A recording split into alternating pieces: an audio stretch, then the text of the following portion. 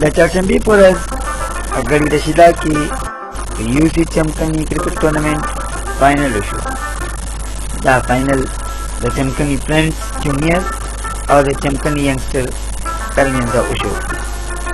چمکني فرینډز جونیئر ټاس وګټلو او د بیټینګ فیصله یې وکړه او په مقرره اوورز کې د 5 لوبغاړو په سر 94 رن جوړ کړل. چمکني فرینډز کې عثمان نمایاں بیټسمین پاتې شو.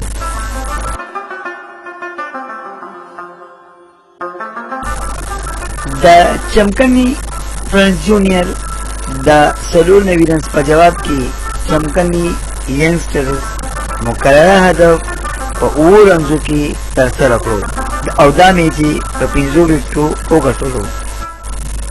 حذیفه د میچ بهترین لوبغاړی وګرځولی شو چا چې 42 رنزه جوړ کړي وو.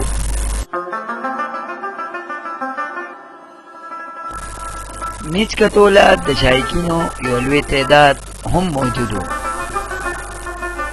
د فاینل میچ مشر میلمه سابق MP خالد بکار چمکني وو.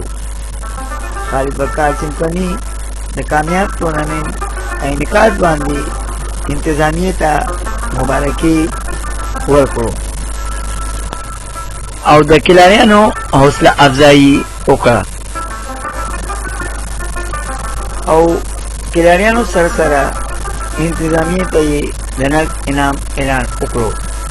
آخر کې مشر میلمه په کلاریانو کې انعامات تقسیم کړل.